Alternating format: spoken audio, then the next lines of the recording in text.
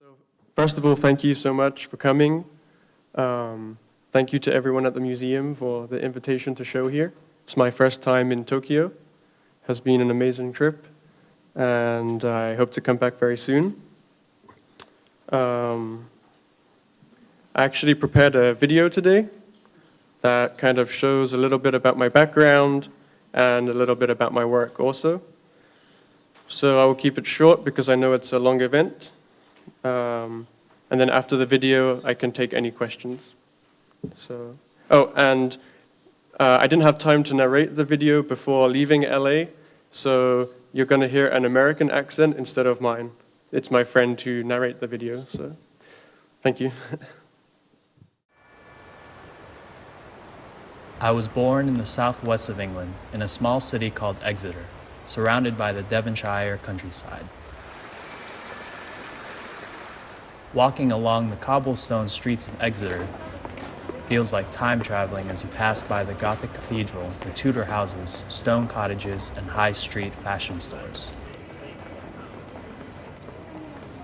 My mother was from the north of England. She was a foster child and moved from one family to the next, eventually making it down to Devon. My father was born in Iran and moved to England when he was 14 years old in 1978, leaving just before the Iranian Revolution.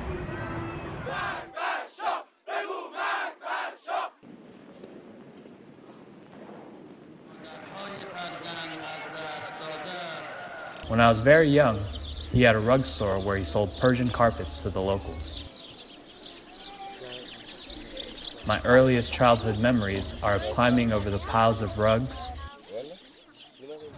and watching as my father hand-painted faded areas of old carpets with colored inks and brush.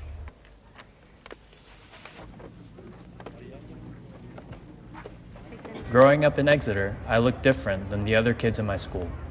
I had much darker hair and skin than they did, and a weird name too. I didn't speak Farsi, and I wasn't born in Iran, but I felt like a foreigner in my homeland. One summer, our family flew to Los Angeles to visit other family members.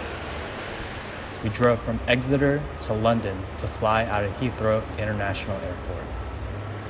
While driving through LA, I heard hip-hop music for the first time on the car radio. I heard big, repetitive, trance-like drum beats mixed with samples from old jazz music, funk and soul, and even an old Egyptian song. I moved to Los Angeles in 2005. In LA, there are many neighborhoods that are inhabited by immigrants from all over the world. We have Koreatown, Little Tokyo, Tehrangeles, Chinatown, Little Ethiopia, the list goes on. When I started art school in 2007, we studied artists like Andy Warhol and Jasper Johns. They were described as real American artists who made iconic American paintings of Campbell's soup cans and American flags. One day, my professor told me that I should go to a show of Takashi Murakami at the Museum of Contemporary Art. It was one of the first museum shows that I visited, and I enjoyed the way he mixed Japanese and American culture together.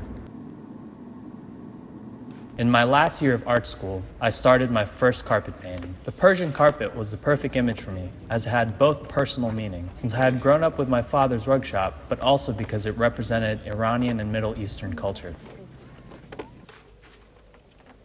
I worked on the painting every day for 6 months. I sat in the dark with only the light of a projector and set to the task of painting every petal on every flower, every vine, and every leaf. When I finally finished the painting, I felt that something was missing. The painting looked too flat. The surface was too perfect. So I decided to take an electrical sander to the surface of my painting and sand it down through the layers of paint. And what was left was a painting that looked like an old faded carpet. It looked like someone had lived with it for years and years. It had history and a human touch. I continued to make more carpet paintings after graduating from art school. I found a studio space in Inglewood, close to the airport, in an old car dealership with 9 other friends from art school, and we didn't pay any rent for the first 7 months. I had a day job as an artist assistant for Iget Kaland, the famous Lebanese painter who lived in Venice, California. I went to my studio and painted before work, and went back to my studio to paint after work. I had my first solo show in New York in 2014. I displayed 7 carpet paintings that included both decorative patterns and figurative elements. At this point, I had also started to incorporate silkscreen printing into my paintings. I liked the pixel quality of silkscreen print in contrast to the hand-painted outlines and details. It made me think of the quality of the traditional hand-woven rugs versus the new machine-made carpets made with commercial dyes.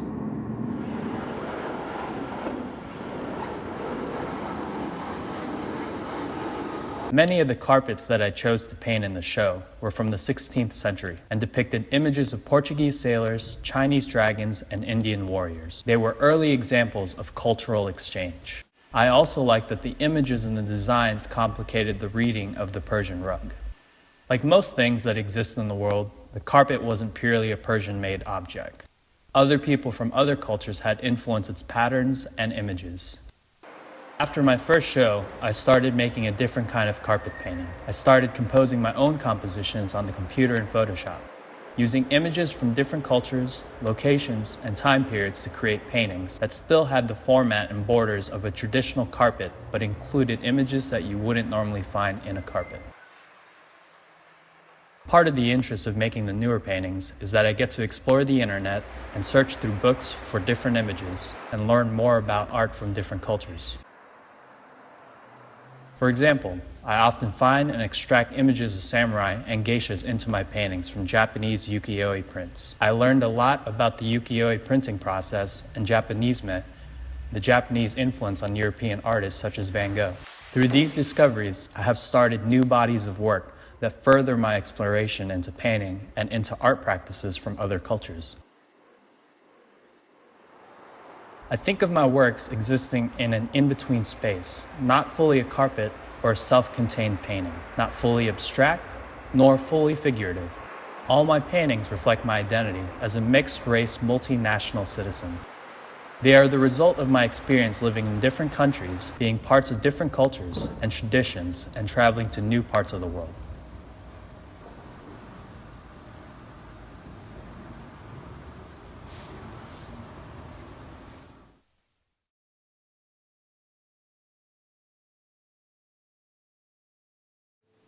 Yeah, that's right. So in the West, decorative is kind of a dirty word.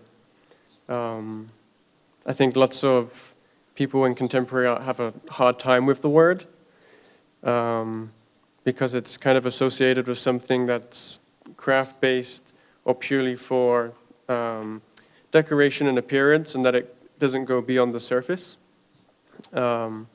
which I think is a problem.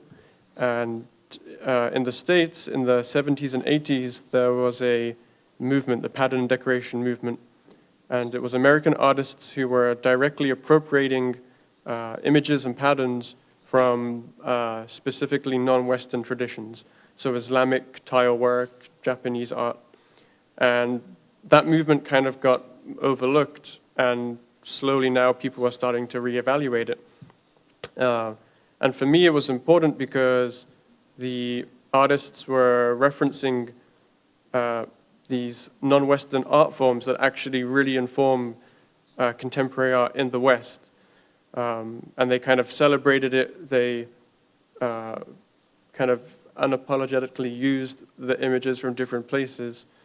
So for me, it's kind of my interest in something that might be described as pattern and decorative, is that you can trace the history and you can see the connections between different cultures over time and how one thing leads to another.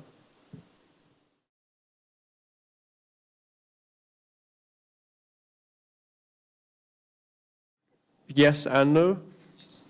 At the beginning, I just purely searched for images. So for example, when you're on the internet, you click on one image and lots of other links come up that sometimes are related and sometimes are not related.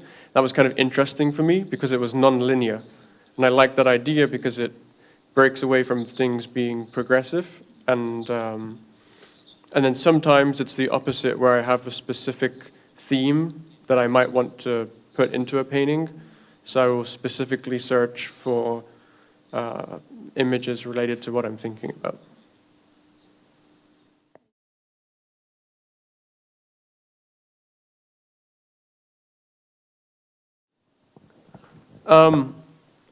I think what it is in art school and just in general in the West, we look at impressionists like Van Gogh, for example. We study those artists, but we don't study, for example, ukiyo-e, printmaking, which is really important when you look at compositionally what they were doing in the prints and how that kind of was picked up by Western artists and continued. So for me, it's important to show where things come from that maybe are originally kind of overlooked. And I think that comes from me being kind of, living in the West, but having a Middle Eastern background, that I want to show both sides. So I'm kind of trying to put myself into a position that's in between two things. So I not only look at ukiyo-e printing, but also textiles, for example. You see a lot of kind of geometric shapes in textiles that you might see in modern geometric painting as well. So I like to research these specific kind of art movements or styles that have influenced other things later on.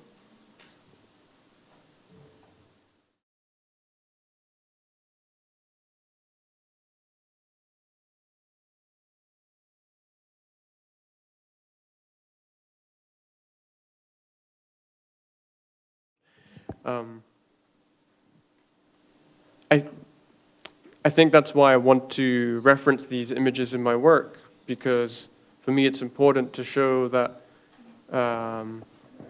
these things influence Western art. And I think in the West, artists and writers, they tend to create their own history and choose what things to include and not to include. And for me, the world is much larger, so it should include places like Japan, the Middle East, Africa.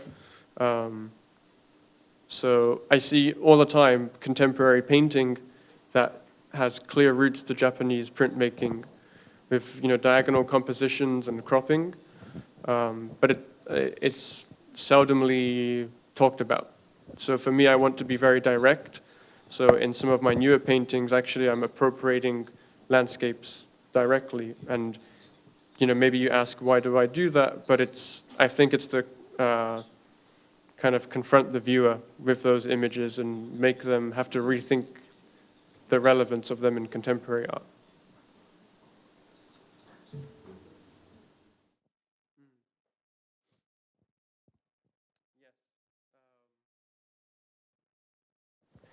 I think when I went to the exhibition, it was one of the first shows that I had visited.